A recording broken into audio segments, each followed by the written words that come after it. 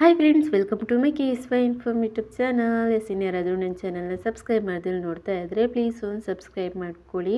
ಹೌದು, ನಾವಿವತ್ತು ಗೌಡ್ರು ಮದುವೆಗಳಲ್ಲೆಲ್ಲ ಬೀಗ್ರೂಟಕ್ಕೆ ಮಟನ್ ಚಾಪ್ಸ್ ಇರುತ್ತಲ್ಲ, ಆ ರೀತಿ ಮಟನ್ ಚಾಪ್ಸ್ ರೆಸಿಪಿನ ಟ್ರೈ ಮಾಡಿದ್ದೆ. ಸಖತ್ತಾಗಿ ಬಂದಿತ್ತು.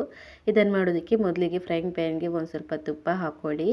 ಅದಕ್ಕೆ ಒಂದು ಗಡ್ಡೆ ಈರುಳ್ಳಿ, ಹಾಗೆ ಒಂದು ಗಡ್ಡೆ ಬೆಳ್ಳುಳ್ಳಿ, ಒಂದು ನಾಲ್ಕು ತುಂಡು ಶುಂಠಿ, ಹಾಗೆಯೇ ಖಾರ ಜಾಸ್ತಿ ಬೇಕು ಅಂದರೆ ಜಾಸ್ತಿ ಆ್ಯಡ್ ಮಾಡ್ಕೊಬೋದು ಮೆಣಸಿನ್ಕಾಯಿನ.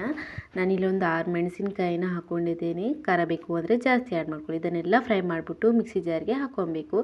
ಇದಕ್ಕೆ ಒಂದು ಕಟ್ಟಾಗುವಷ್ಟು ಕೊತ್ತಂಬರಿ ಸೊಪ್ಪು, 1 ಟೀ ಸ್ಪೂನ್ ಆಗುವಷ್ಟು ಧನಿಯಾ ಪುಡಿ, ಹಾಗೆ ಒಂದು ಅರ್ಧ ಟೀ ಸ್ಪೂನ್ ಆಗುವಷ್ಟು ಅರಿಶಿನ, ಇಷ್ಟನ್ನು ನೀರು ಹಾಕಿ ರುಬ್ಕೊಬೇಕು. ಮಸಾಲ ಇಷ್ಟೇ ಆಗಿರುತ್ತೆ, ಆದರೆ ಟೇಸ್ಟಿ ಸಖತ್ತಾಗಿರುತ್ತೆ. ಅದಾದಮೇಲೆ ನಾವು ಕುಕ್ಕರ್ಗೆ ಒಂದು ಸ್ವಲ್ಪ ಎಣ್ಣೆ ಹಾಕ್ಕೊಬೇಕು, ಹಾಗೆ ಒಂದು ಸ್ವಲ್ಪ ತುಪ್ಪ ಸೇರಿಸಿದ್ರೆ ಸಿಹಿ ಜಾಸ್ತಿ, ರುಚಿ ಜಾಸ್ತಿ ಆಗಿರುತ್ತೆ. ಹಾಗಾಗಿ ಸ್ವಲ್ಪ ತುಪ್ಪನ ಸೇರಿಸ್ಕೊಳ್ಳಿ. ಅದಾದಮೇಲೆ ತೊಳೆದು ಚೆನ್ನಾಗಿರುವಂತಹ ಕ್ಲೀನ್ ಮಾಡಿರುವಂತಹ ಮಟನ್ನ ಸೇರಿಸ್ಕೊಂಡು ಚೆನ್ನಾಗಿ ಒಂದು ಸ್ವಲ್ಪ ಫ್ರೈ ಮಾಡ್ಕೊಳ್ಳಿ.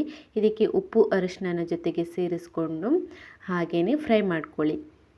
ಚೆನ್ನಾಗಿ ಒಂದು 5 ನಿಮಿಷ ಹಂಗೇ ಎಣ್ಣೆಯಲ್ಲಿ ಫ್ರೈ ಮಾಡಿ ಅದಾದಮೇಲೆ ಮಸಾಲಾನ ಇದಕ್ಕೆ ಹಾಕ್ಕೊಬೇಕು.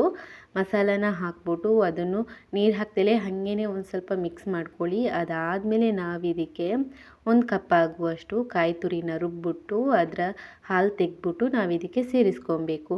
ಅದನ್ನು ಸೇರಿಸ್ಕೊಂಡು ನೀಟಾಗಿ ಒಂದು ಸಲ ಮಿಕ್ಸ್ ಮಾಡ್ಕೊಬೇಕು. ಮಿಕ್ಸ್ ಮಾಡಿದ್ದಾದಮೇಲೆ ರುಚಿಗೆ ಉಪ್ಪು ಕರೆಕ್ಟಾಗಿದೆಯಾ ಅಂತ ನೋಡಿಕೊಂಡು ನಿಮಗೆ ಗ್ರೇವಿ ಇನ್ನೂ ತೆಳ್ಳಗೆ ಬೇಕು ಅಂದರೆ ಸ್ವಲ್ಪ ನೀರನ್ನ ಆ್ಯಡ್ ಮಾಡ್ಕೊಬೋದು.